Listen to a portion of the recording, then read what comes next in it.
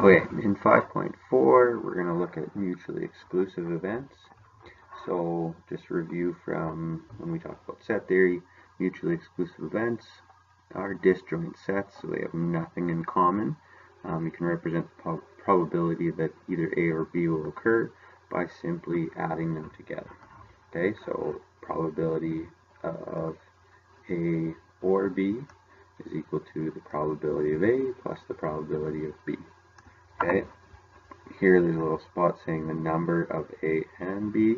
Well, there's no intersection, right? We see here that these two sets are completely disjoint.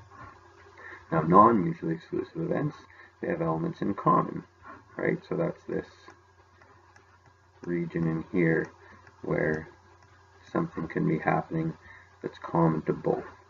And so in this case, the probability of A or B is equal to probability of A plus the probability of B minus that intersection. Okay, minus the probability of A and B. And so again, the number of A and B is what's happening in this shaded region over here. Okay, so if we look at some examples here, if one card is drawn at random from a standard deck of cards, what is the probability of randomly selecting a 10 or a red card? So we have to think about this.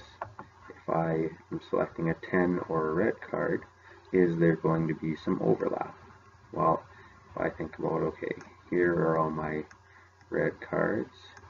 Well, inside of this red card set, there are 10s. So that means that if I'm looking at my other set here that are all my 10s, well, there's some of them that are going to be intersecting.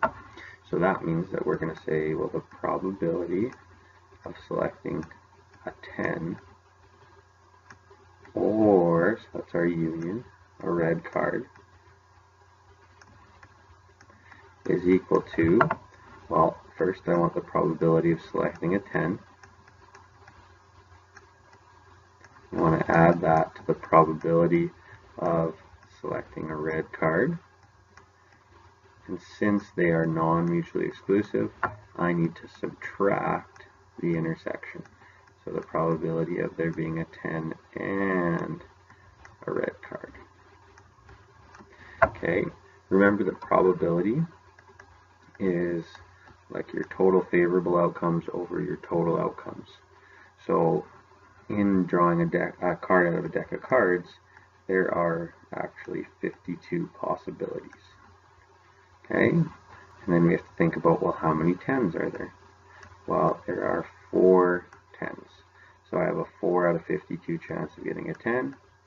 How many red cards are there? Well, that's half the deck. So there are 26 out of 52 cards. So I have a 1/2 or a 50% chance. But then I have to minus the 10s that are red cards. Okay, and I know that each suit has 2, so that, or each suit has a 10, so that means that there are 2 red cards that are also 10s, so 2 out of 52. Okay, so 4 plus 26 is 30, minus 2 gives us 28 out of 52, and then as always, we want to reduce. And so this is going to reduce, so you can divide top and bottom by 4. So we get 7 out of 13. And then we could change this into a decimal and see that we get a 0.538 is our probability.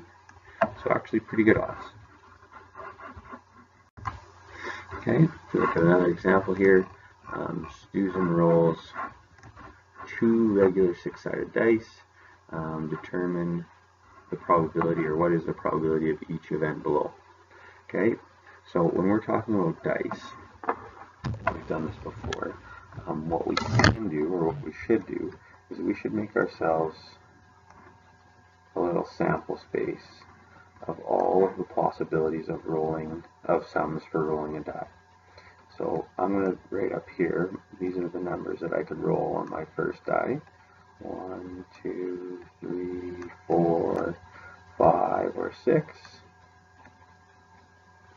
And then these are what I can roll on my second die. 1, 2, 3, 4, 5, or 6.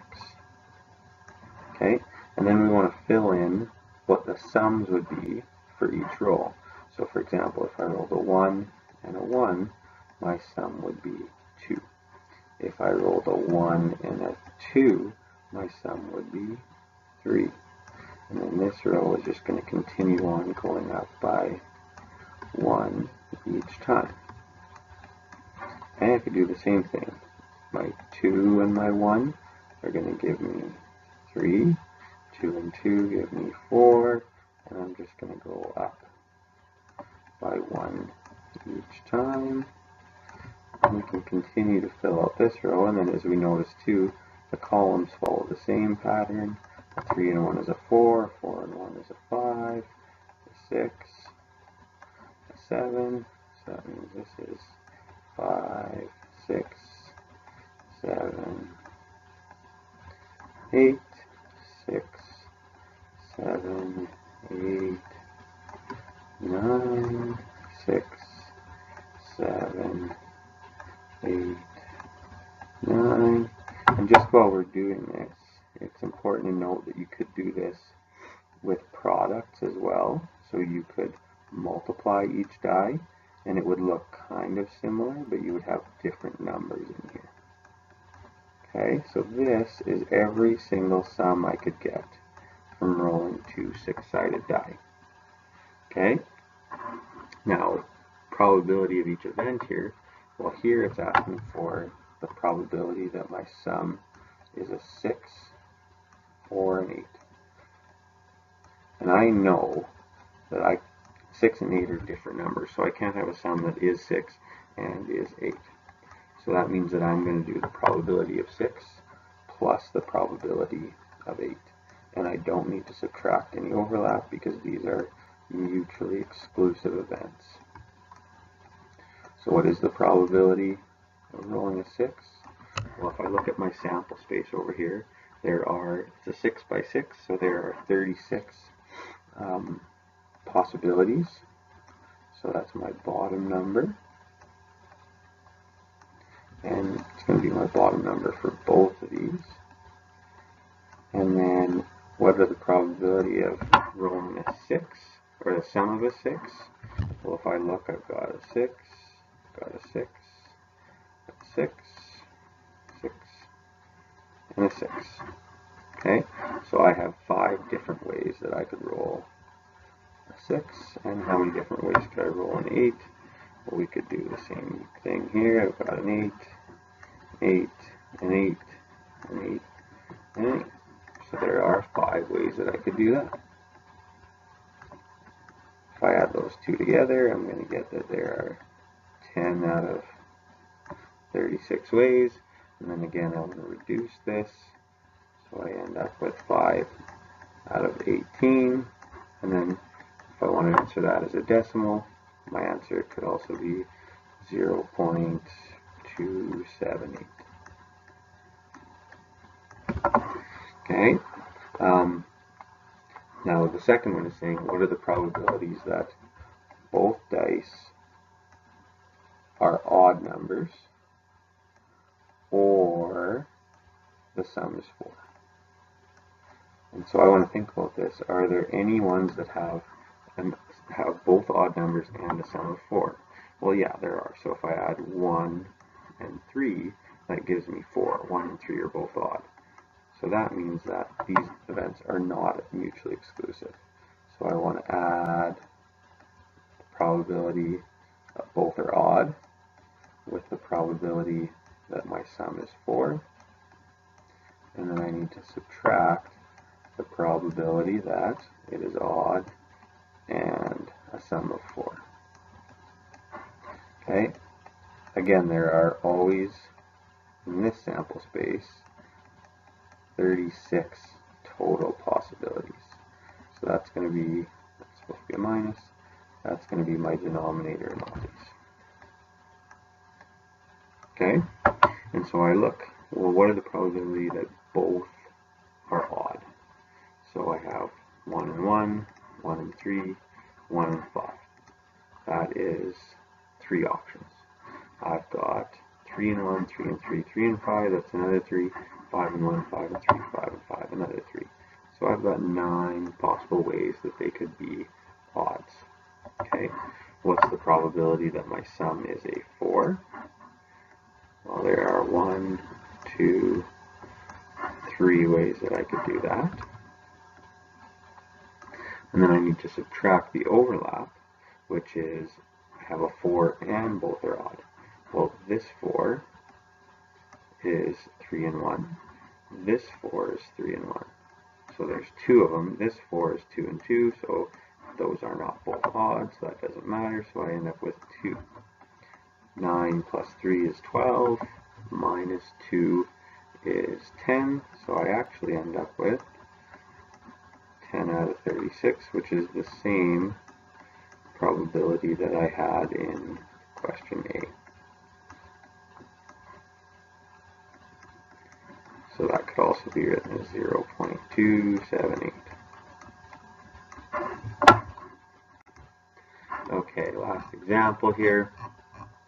We've got a car manufacturer, keeps a database of all cars that are available for sale at all the dealerships in Western Canada.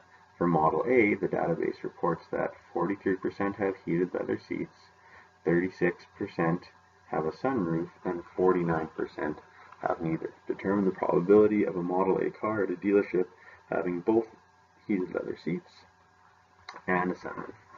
So if I think about this, well, how many cars are there in total?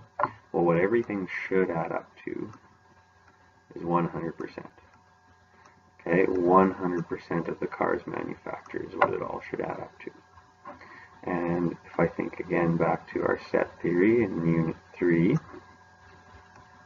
okay, I want to know, are these events mutually exclusive or not?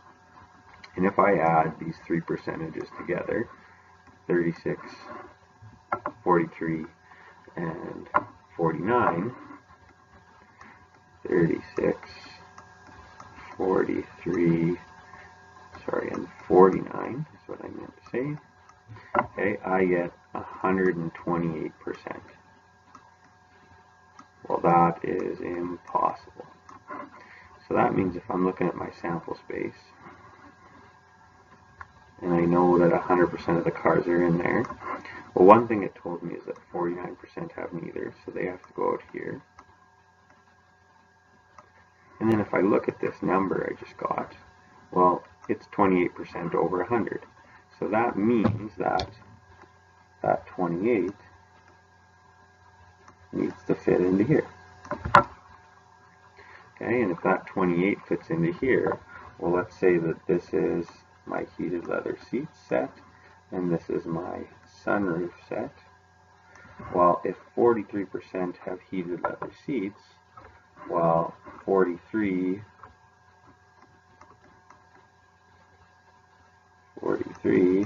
minus 28 should give me how many have just leather seats.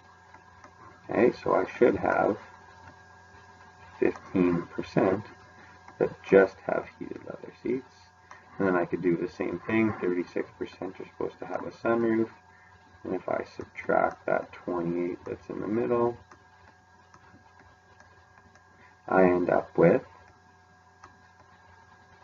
8. And then all of these numbers here should add up to 100%, which they do. Inside my circles I have 51, and outside I have 49. Now the real question here is, determine the probability of a Model A car at a dealership having both heated leather seats and a sunroof. So that's my middle region here. So the probability of both a heated leather seat and a sunroof is equal to 28